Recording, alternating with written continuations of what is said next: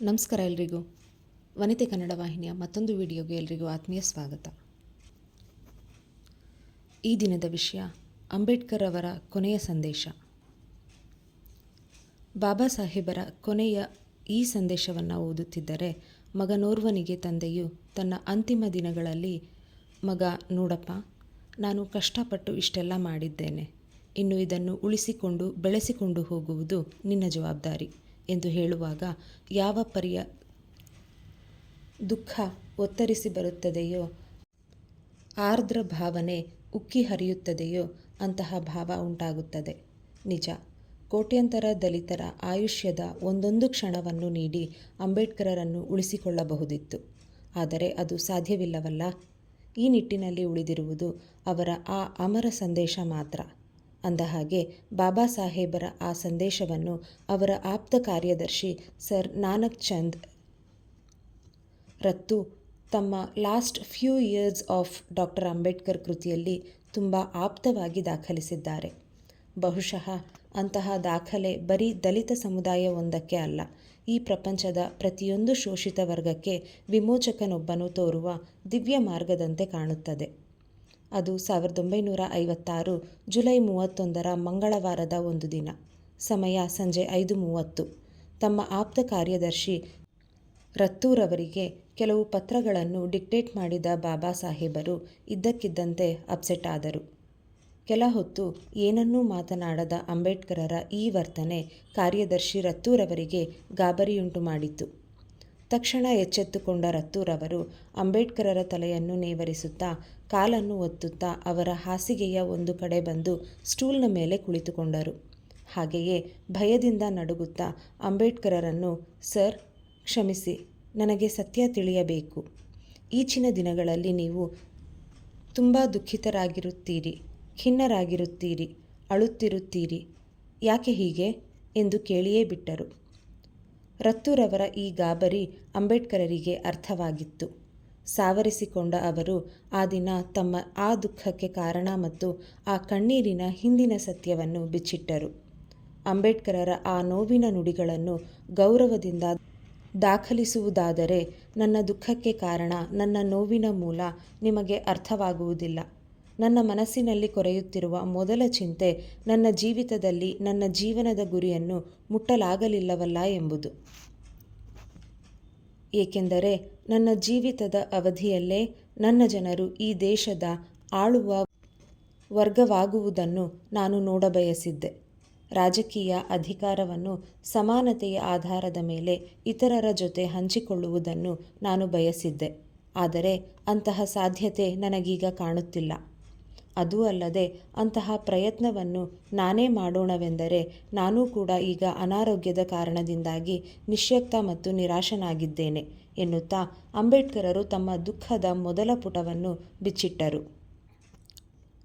ಮುಂದುವರಿದು ಅವರು ಹಾಗೆ ಹೇಳುವುದಾದರೆ, ನಾನು ಇದುವರೆವಿಗೆ ಏನನ್ನು ಸಾಧಿಸಿ ಪಡೆದಿರುವೆನೋ ಆ ಸಾಧನೆಯ ಫಲವನ್ನು ಶಿಕ್ಷಣ ಪಡೆದ ನನ್ನ ಸಮುದಾಯದ ಕೆಲವೇ ಮಂದಿ ಅನುಭವಿಸಿ ಮಜಾ ಮಾಡುತ್ತಿದ್ದಾರೆ. ತಮ್ಮ ಇನ್ನಿತರ ಶೋಷಿತ ಸಹೋದರರ ಬಗ್ಗೆ ಅವರು ಯಾವುದೇ ಅನುಕಂಪ, ಕಾಳಜಿ ತೋರುತ್ತಿಲ್ಲ. ತಮ್ಮ ಈ ವಂಚನೆಯ ಕ್ರಿಯೆಯಿಂದಾಗಿ ಒಂದು ರೀತಿಯಲ್ಲಿ ಅವರು ಅಯೋಗ್ಯರಾಗಿದ್ದಾರೆ. ವೈಯಕ್ತಿಕ ಹಿತಾಸಕ್ತಿಯನ್ನಷ್ಟೇ ಸಾಧಿಸಿಕೊಂಡು ತಮ್ಮಷ್ಟಕ್ಕೆ ಬದುಕುವ ಅವರು ಒಂದರ್ಥದಲ್ಲಿ ನನ್ನ ಎಲ್ಲ ನಿರೀಕ್ಷೆಗಳನ್ನು ಹುಸಿಗೊಳಿಸಿದ್ದಾರೆ. ಅವರಲ್ಲಿ ಯಾರೂ ಕೂಡ ಸಮುದಾಯದ ಸೇವೆಯನ್ನು ಮಾಡಲು ಮುಂದೆ ಬರುತ್ತಿಲ್ಲ. ಒಟ್ಟಾರೆ ಅವರು ವಿನಾಶದ ಹಾದಿಯತ್ತ ಸಾಗುತ್ತಿದ್ದಾರೆ ಎಂದು ಮೀಸಲಾತಿಯ ಲಾಭ ಪಡೆದು ನೌಕರಿಗಿಟ್ಟಿಸಿ ಸ್ವಾರ್ಥಿಗಳಾಗಿರುವ ತನ್ನ ಸಮುದಾಯದ ಸರ್ಕಾರಿ ನೌಕರರ ಬಗ್ಗೆ ಅಂಬೇಡ್ಕರರು ಅಂದು ಹೇಳಿದರು. ಮುಂದುವರಿದು ಅವರು ಆ ಕಾರಣಕ್ಕಾಗಿ ಇನ್ನು ಮುಂದೆ ನಾನು ಹಳ್ಳಿಗಳಲ್ಲಿನ ಶೋಷಣೆಯನ್ನು ಇನ್ನೂ ಅನುಭವಿಸುತ್ತಿರುವ, ಆರ್ಥಿಕ ದುಸ್ಥಿತಿಯಲ್ಲಿ ಇನ್ನೂ ಹಾಗೆಯೇ ಇರುವ ನನ್ನ ಅನಕ್ಷರಸ್ಥ ವಿಶಾಲ ಜನಸಮುದಾಯದತ್ತ ಗಮನ ಹರಿಸಬೇಕೆಂದಿದ್ದೇನೆ. ಆದರೆ ನನಗಿರುವುದು ಇನ್ನು ಕೆಲವೇ ದಿನಗಳು ಎಂದು ಆತಂಕ ವ್ಯಕ್ತಪಡಿಸುತ್ತಾರೆ. ಮುಂದುವರಿದು ಅವರು ನನ್ನ ಎಲ್ಲ ಕೃತಿಗಳನ್ನು ನನ್ನ ಜೀವಿತದ ಅವಧಿಯಲ್ಲೇ ಪ್ರಕಟಿಸಬೇಕೆಂದು ಬಯಸಿದ್ದೆ. ಬುದ್ಧ ಮತ್ತು ಕಾರ್ಲ್ ಮಾರ್ಕ್ಸ್, ಪ್ರಾಚೀನ ಭಾರತದಲ್ಲಿ ಕ್ರಾಂತಿ ಮತ್ತು ಪ್ರತಿಕ್ರಾಂತಿ ಮತ್ತು ಹಿಂದೂ ಧರ್ಮದ ಒಗಟುಗಳು ಎಂಬ ಆ ನನ್ನ ಮಹೋನ್ನತ ಕೃತಿಗಳು ಇನ್ನೂ ಪ್ರಕಟಗೊಂಡಿಲ್ಲ. ಅಲ್ಲದೆ ಸದ್ಯಕ್ಕೆ ಅವುಗಳನ್ನು ಹೊರತರುವುದು ನನ್ನ ಕೈಯಲ್ಲಿ ಆಗುತ್ತಿಲ್ಲವಲ್ಲ ಎಂಬ ಅಸಹಾಯಕತೆ ಕೂಡ ನನ್ನನ್ನು ಕಾಡುತ್ತಿದೆ. ನನ್ನ ನಂತರವಾದರೂ ಅವುಗಳು ಪ್ರಕಟಗೊಳ್ಳಬಹುದೆಂದುಕೊಂಡರೆ ಅಂತಹ ಸಾಧ್ಯತೆ ಕೂಡ ನನಗೆ ಕಾಣುತ್ತಿಲ್ಲ. ನನ್ನ ಚಿಂತೆಗೆ ಇದೂ ಕೂಡ ಪ್ರಮುಖ ಕಾರಣ ಎಂದು ತಮ್ಮ ಕೃತಿಗಳು ಪ್ರಕಟವಾಗದಿದ್ದರ ಬಗ್ಗೆ ಬಾಬಾ ಸಾಹೇಬರು ನೋವು ತೋಡಿಕೊಳ್ಳುತ್ತಾರೆ. ನಿಜ, ನಂತರದ 1-2 ದಶಕದ ನಂತರ ಅವರ ಕೃತಿಗಳು ಸರ್ಕಾರದ ವತಿಯಿಂದ ಪ್ರಕಟಗೊಂಡಿರಬಹುದು. ಆದರೆ ಅಂಬೇಡ್ಕರರು ಬದುಕಿದ್ದಾಗಲೇ ಅವು ಪ್ರಕಟಗೊಂಡಿದ್ದರೆ ಅಂಬೇಡ್ಕರ್ ಎಂಬ ಅಪ್ರತಿಮ ಲೇಖಕನಿಗೆ ಅದರಿಂದ ಸಂಪೂರ್ಣ ಆನಂದ ಸಿಗುತ್ತಿತ್ತು. ಆದರೆ ಮುಂದುವರಿದು ತಮ್ಮ ಚಳುವಳಿಯ ಭವಿಷ್ಯದ ಬಗ್ಗೆ ಗಂಭೀರವಾಗಿ ಪ್ರಸ್ತಾಪಿಸುವ ಅವರು, ನನ್ನ ನಂತರ ನನ್ನ ಜೀವಿತದ ಅವಧಿಯಲ್ಲೇ ಶೋಷಿತ ಸಮುದಾಯದ ಮಧ್ಯದಿಂದ ಬರುವವರೊಬ್ಬರು ನನ್ನ ಚಳುವಳಿಯನ್ನು ಮುನ್ನಡೆಸುವರೆಂದು ನಾನು ಬಯಸಿದ್ದೆ. ಆದರೆ ಈ ಸಂದರ್ಭದಲ್ಲಿ ಅಂತಹವರಾರೂ ನನಗೆ ಕಾಣುತ್ತಿಲ್ಲ. ನನ್ನ ಸಹಪಾಠಿಗಳಲ್ಲಿ ಯಾರಲ್ಲಿ ನಾನು ಈ ಚಳುವಳಿಯನ್ನು ಮುನ್ನಡೆಸುವರೆಂದು ನಂಬಿಕೆ ಮತ್ತು ವಿಶ್ವಾಸವಿರಿಸಿದ್ದೆನೋ ಅವರು ತಮ್ಮ ಮೇಲೆ ಬೀಳಬಹುದಾದ ಈ ಅಗಾಧ ಜವಾಬ್ದಾರಿಯ ಬಗ್ಗೆ ಗಮನ ಹರಿಸುತ್ತಿಲ್ಲ. ಬದಲಿಗೆ ಅವರು ತಮ್ಮಲ್ಲೇ ನಾಯಕತ್ವ ಮತ್ತು ಅಧಿಕಾರಕ್ಕಾಗಿ ಕಚ್ಚಾಡುತ್ತಿದ್ದಾರೆ.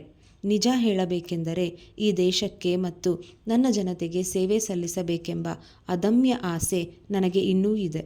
ಆದರೆ ಪೂರ್ವಾಗ್ರಹ ಪೀಡಿತ ಜಾತಿ ಎಂಬ ರೋಗವನ್ನು ಹೊದ್ದುಕೊಂಡಿರುವ ಜನರೇ ತುಂಬಿರುವ ಈ ದೇಶದಲ್ಲಿ ನನ್ನಂತಹವರು ಜನಿಸುವುದು ಮಹಾಪಾಪ. ಹಾಗೆಯೇ ಈಗಿರುವ ವ್ಯವಸ್ಥೆಯಲ್ಲಿ ದೇಶಕ್ಕೆ ಸಂಬಂಧಪಟ್ಟಂತೆ ಯಾರಾದರೊಬ್ಬರೂ ತಮ್ಮ ವೈಯಕ್ತಿಕ ಅಭಿಪ್ರಾಯಗಳನ್ನು ಮಂಡಿಸುವುದು ತುಂಬ ಕಷ್ಟ. ಏಕೆಂದರೆ ಇಲ್ಲಿಯ ಜನರು ಈ ದೇಶದ ಪ್ರಧಾನಿ ಅಂದರೆ ನೆಹರೂರವರಿಗೆ ಒಗ್ಗದಂತಹ ಯಾವುದೇ ವಿಚಾರಗಳನ್ನು ಕೇಳುವ ತಾಳ್ಮೆಯನ್ನು ಹೊಂದಿಲ್ಲ. ಹೀಗೆ ಆದರೆ ಈ ದೇಶ ಇನ್ನೆಲ್ಲಿಗೆ ಹೋಗಿ ಮುಳುಗುತ್ತದೆಯೋ ಎಂದು ಅಂಬೇಡ್ಕರರು ನಿಟ್ಟುಸಿರು ಬಿಡುತ್ತಾರೆ. ಹೌದು, ಕಾಶ್ಮೀರಕ್ಕೆ ಸಂಬಂಧಿಸಿದಂತೆ ಹಿಂದೂ ಕಾನೂನು ಸಂಹಿತೆಗೆ ಸಂಬಂಧಿಸಿದಂತೆ ಅಂದಿನ ಪ್ರಧಾನಿ ನೆಹರೂರವರ ನಿಲುವಿನ ಬಗ್ಗೆ ಅಂಬೇಡ್ಕರರಿಗೆ ಅಸಮಾಧಾನವಿತ್ತು. ಹಾಗೆಯೇ ತಮ್ಮ ದೂರದೃಷ್ಟಿಯ ನಿಲುವನ್ನು ಒಪ್ಪದ ಈ ದೇಶದ ಜಾತೀಯ ಮನಸ್ಸುಗಳ ಬಗ್ಗೆಯೂ ಅಂಬೇಡ್ಕರರಿಗೆ ಅಷ್ಟೇ ಆಕ್ರೋಶವಿತ್ತು. ಮುಂದುವರಿದು ಅವರು, ಅದೇನೇ ಇರಲಿ, ನನ್ನ ವಿರುದ್ಧ ಟೀಕೆಗಳ ಸುರಿಮಳೆಯೇ ಸುರಿದರೂ ನಾನು ಅನೇಕ ಉತ್ತಮ ಮೆಚ್ಚುವಂತಹ ಕಾರ್ಯಗಳನ್ನು ಮಾಡಿದ್ದೇನೆ. ಹಾಗೆಯೇ ನಾನು ಸಾಯುವವರೆಗೂ ಅಂತಹ ಕಾರ್ಯಗಳನ್ನು ಮಾಡುತ್ತಲೇ ಇರುತ್ತೇನೆ ಎನ್ನುತ್ತಾ ಇದ್ದಕ್ಕಿದ್ದಂತೆ ಗದ್ಗದಿತರಾಗುತ್ತಾರೆ. ಕಣ್ಣಾಲಿಗಳು ನೀರು ತುಂಬಿಕೊಳ್ಳುತ್ತವೆ.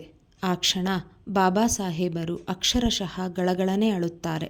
ಹಾಗೆ ಅಳುತ್ತಾ ಸಹಾಯಕ ನಾನಕ್ ಚಂದ್ ರತ್ತೂರತ್ತ ಒಮ್ಮೆ ನೋಡುತ್ತಾರೆ. ಸಹಜವಾಗಿ ರತ್ತೂರವರು ಕೂಡ ಆ ಕ್ಷಣದಲ್ಲಿ ಬಾಬಾ ಸಾಹೇಬರ ದುಃಖದಲ್ಲಿ ಸಹಪಾಠಿಯಾಗಿರುತ್ತಾರೆ. ಬಾಬಾ ಸಾಹೇಬರಿಗೆ ಏನನ್ನಿಸಿತೋ ಆ ಕಡೆ ಒಮ್ಮೆ ಈ ಕಡೆ ಒಮ್ಮೆ ನೋಡುತ್ತಾ ಸ್ವಲ್ಪ ಸಾವರಿಸಿಕೊಂಡು ರತ್ತೂರವರನ್ನು ಸಮಾಧಾನಿಸುತ್ತಾ ಮೆಲ್ಲಗೆ ಹೇಳುತ್ತಾರೆ, ಧೈರ್ಯ ತಂದುಕೋ ರತ್ತು, ಎದೆಗುಂದಬೇಡ. ಎಂದಾದರೊಂದು ದಿನ ಈ ಜೀವನ ಕೊನೆಗೊಳ್ಳಲೇಬೇಕು. ಜೀವನ ಕೊನೆ. ಬಾಬಾ ಸಾಹೇಬರ ಈ ಮಾತು ಕೇಳುತ್ತಲೇ ರತ್ತು ಆಘಾತಕ್ಕೊಳಗಾದರು. ಅವರ ಈ ಮಾತಿನ ಅರ್ಥವಾದರೂ ಏನು ಎಂದು ಗಾಬರಿಗೊಂಡರು.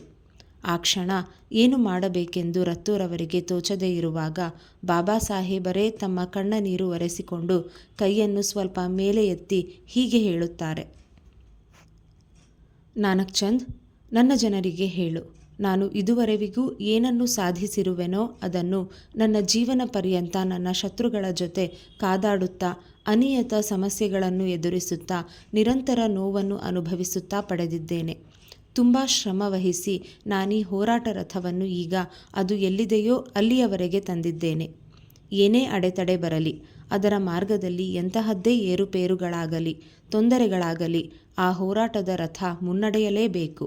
ಅಕಸ್ಮಾತ್ ಈ ರಥವನ್ನು ನನ್ನ ಜನ ಮತ್ತು ನನ್ನ ಸಹಪಾಠಿಗಳು ಮುನ್ನಡೆಸಲು ಸಾಧ್ಯವಾಗದಿದ್ದರೆ ಈಗ ಅದು ಎಲ್ಲಿದೆಯೋ ಅದನ್ನು ಅಲ್ಲಿಯೇ ಇರಲು ಬಿಡಬೇಕು.